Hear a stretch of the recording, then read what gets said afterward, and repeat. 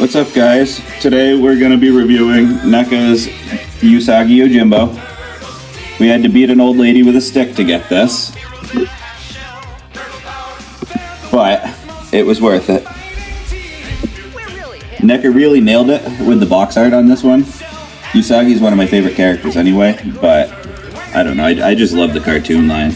It just brings back imagination and memories, and it's a very enjoyable line. I think they absolutely nailed this figure. A couple pieces have fallen out, as you can see, because we already opened it, but I think you can accept that. This is my son and I's first review together, so when you hear a different voice, you're just going to have to get used to us switching, and I'm going to pass the articulation over to... His articulation's actually pretty good. His ponytail thing moves. His head goes up that far, down that far, side to side, goes all the way around. His arm goes up that far, goes full 360. His bicep joint, single jointed, goes in that much. His wrists, they move like that. They're really hard to move up and down. They're a tiny bit loose. His figure's ab crunch is actually pretty decent. For NECA, goes down that far, back that far. Just a reminder, I'm like pushing the joints fully, side to side. A little bit of that. His legs up that far. His knees are single jointed also. They bend in like that. And his ankles go up and down. Hold on, let me do it on this one. Up and down. And ankle pivot. The other head on, his head can go up that far, down that far, side to side, and goes full 360 again. And then his ponytail moves. So this figure has a ton of accessories. This is the head that came on him in the box. He is missing an eyebrow. Looks really good. You can see the texture on it. And then this is the alternate head. Again, missing the eyebrow texture. This one has his teeth are showing. And here are his splayed out hands on him. There's a little page. I don't know which one of those heads I like more. I like the ears up, and I like the headband on the one with the ears down. Yeah. They're both equally good. This figure's just an awesome figure. Yeah. And here is his fisted hands. They're pretty normal. There's a little texture on the back. Hold on. A little texture on the back of them. They're just kind of white hands though. Here are his gripping ones. Same with the other one. They're just gripping. And then we have his two swords or knives, whatever you want to call them. They are there's a very big height difference with them. And yeah, there's pretty good detail on them. The detail's not really different at all.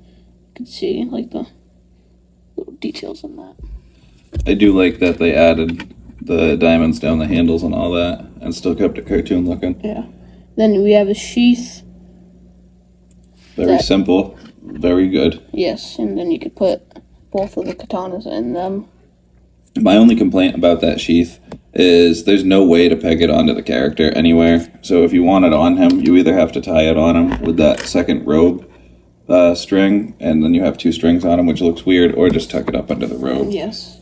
Here's his other weapon. I don't know what to call it.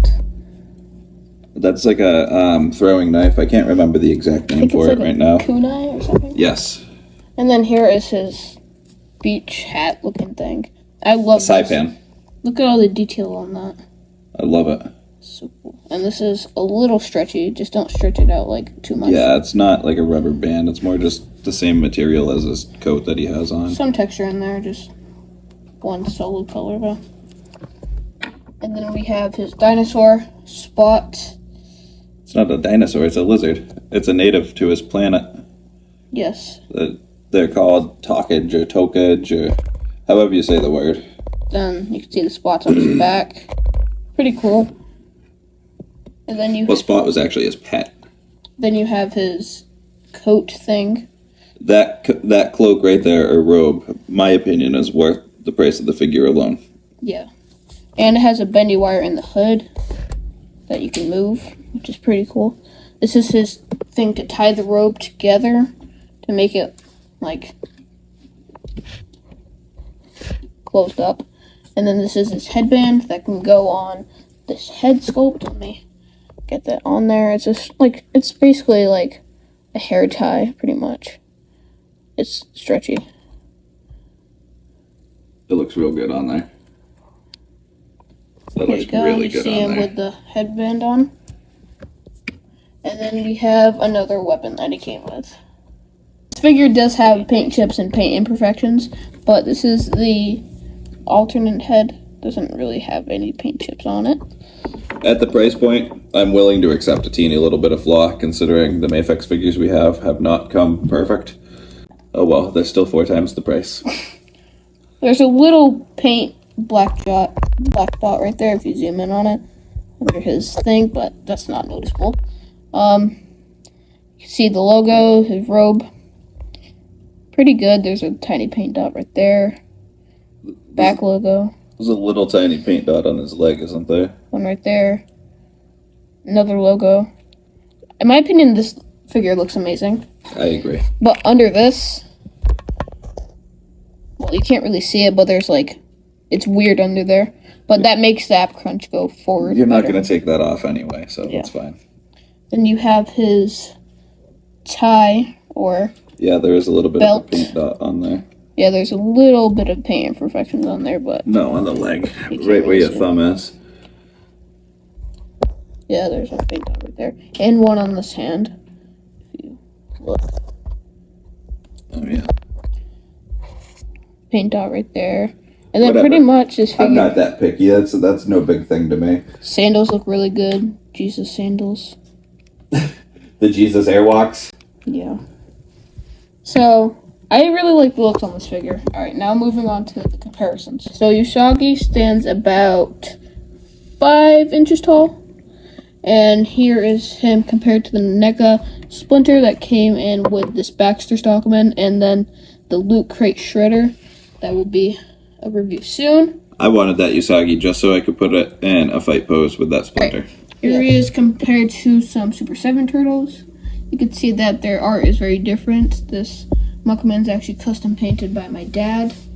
I'm blacklight painting it for my arcade. It's not fully done, and it's acrylic paint, not enamel or anything. So the hand movement's a little hindered, but it works.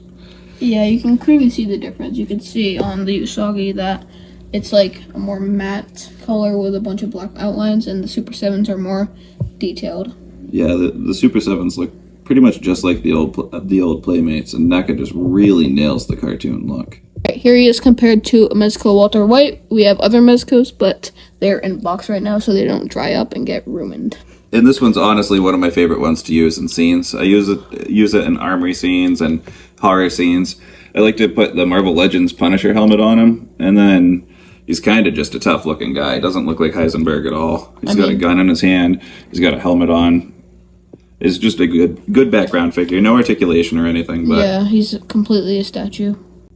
Here he is compared to the Mafex Night Monkey.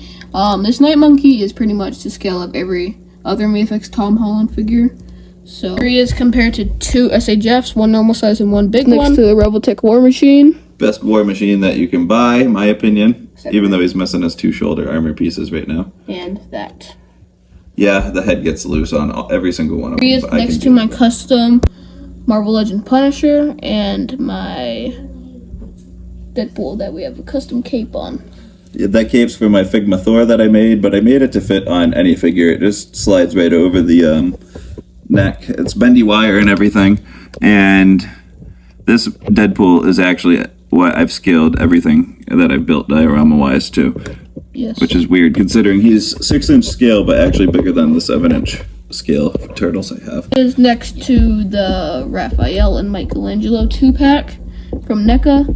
All the movie turtles are basically the same scale. Some are slightly taller than others, but I'd say Raph is taller than Mikey. That's how he looks from my angle, but it could just be my angle. yeah, they're basically the same height. So, in my opinion, they scale pretty well. And here he is next to the Playmate Leo that comes with Rocksteady and the Super 7 Donatello. Thank you guys for watching. I appreciate it a lot. If you can, go give the channel a like and a follow, please. This is the whole scene that I was using. I wasn't able to show it. in what we were doing, but this is the entire thing. I've built it out of styrofoam. You'll be seeing a lot more of this in more upcoming videos, I hope. I hope you guys liked what you saw. Thank you again.